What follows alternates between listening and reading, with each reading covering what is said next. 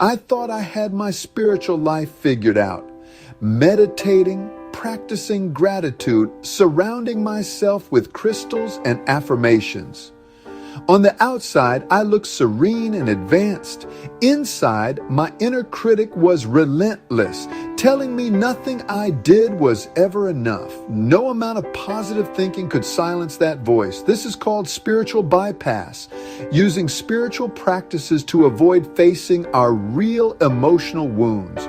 We present a peaceful front, but inside, we're exhausted by self-judgment.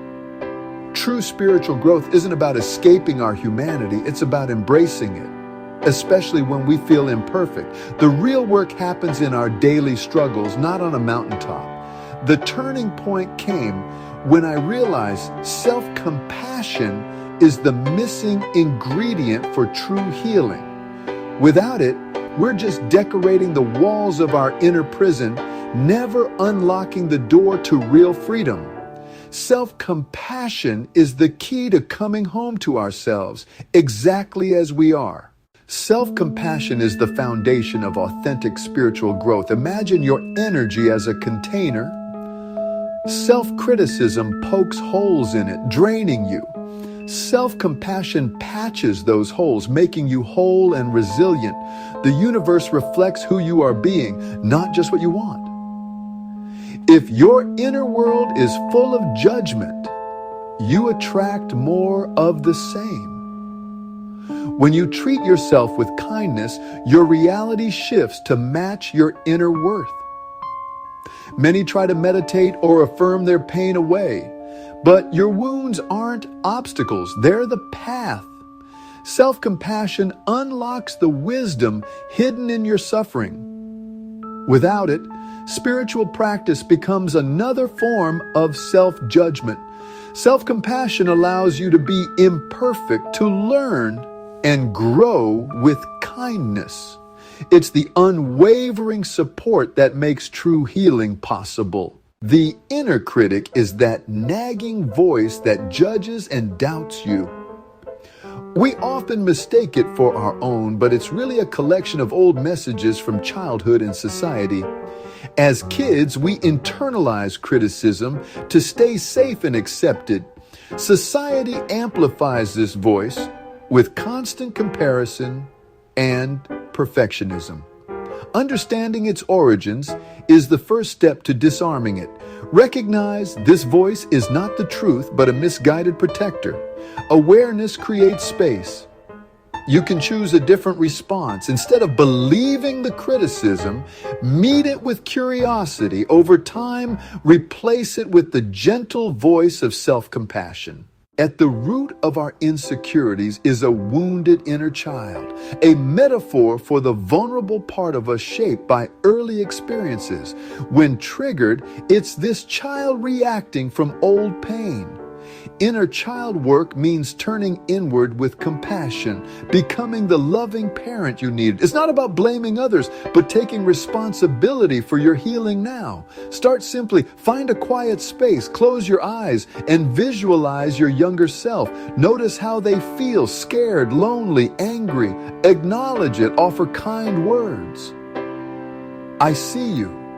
You're not alone.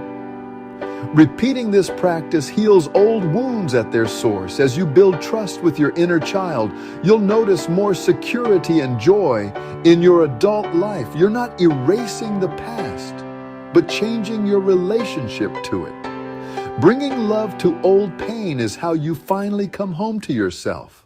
When difficult emotions hit, our instinct is to resist or get swept away. Self-compassion offers a lifeline. One powerful tool is the RAIN technique, or recognize what you're feeling, name the emotion. This creates space between you and the feeling. A, allow the emotion to be there without fighting it. Let it exist without judgment or resistance. I, investigate with kindness. Notice where it lives in your body. Ask what it needs. Approach with curiosity, not analysis. N, nurture. Offer yourself comfort, like a hand on your heart or kind words. This process brings active kindness to your pain. RAIN, helps you find your center even in emotional storms. It's not about fixing, but about being present and caring for yourself. Over time, this practice transforms how you relate to your emotions. Building self-compassion is like training a muscle. It takes daily practice. Here are 5 simple rituals to make self-kindness your new default. First, the self-compassion break pause. Acknowledge your suffering, connect with common humanity, and offer yourself kindness. Second, supportive touch. Use a comforting gesture, hand on heart, gentle hug when stressed. Third, write a compassionate letter to yourself from the perspective of a loving friend. Fourth, create a personal self-compassion mantra, short phrases like, "I am enough," or "It's okay to be imperfect." Repeat your mantra when the inner critic appears. These practices are quick but powerful. Their magic is in repetition and intention. Over time, they rewire your brain for kindness. You don't need perfection, just consistency. Start small and let these rituals anchor you in self-compassion. Every act of kindness toward yourself is a step toward healing. We try to banish our flaws, but Jung called these rejected parts our shadow. The shadow holds everything we repress, both negative and positive. True wholeness comes from turning toward the shadow with compassion. Shadow work means exploring the traits we dislike and often project onto others. Self-compassion is essential here. Judgment only pushes the shadow deeper. Ask, what is this feeling trying to tell me? What need or value does it reveal? Within our rejected parts lie our greatest strengths. By integrating the shadow, we reclaim lost energy and unlock new creativity and joy. Wholeness isn't about perfection. It's about embracing all of who we are. Self-compassion isn't just personal, it ripples outward. When you change how you relate to yourself, you transform your relationships and community. Less self-judgment means less judgment of others. You connect from fullness, not need. Self-compassionate people are more resilient, creative, and authentic. You see the common humanity in everyone, reducing conflict.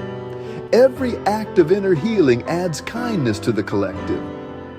The world needs more whole, compassionate people, not perfect ones. By tending your inner garden, you help reseed the world with kindness. The journey to self-compassion starts with a single gentle step. You don't have to heal everything at once. Just begin. Notice one moment of self-criticism and choose not to believe it. Take a deep breath, place a hand on your heart, or offer yourself a kind word. These small acts are revolutionary. They plant seeds of compassion. The old path of self-judgment is familiar, but you can step onto a new, kinder path. It may feel awkward, but each step makes it easier. What will your first step be today? It doesn't have to be perfect, just intentional. Appreciate something about yourself or forgive a mistake. Every small act is a declaration.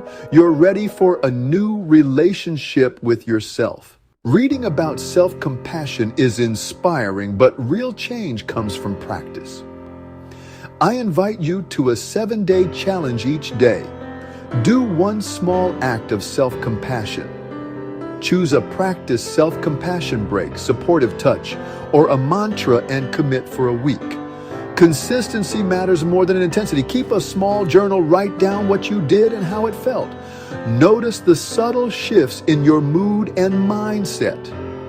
This challenge is a gift to yourself, a declaration that you are worthy of care. You have nothing to lose but self-judgment and everything to gain. Take the first step. Make the promise. The path home to yourself is waiting.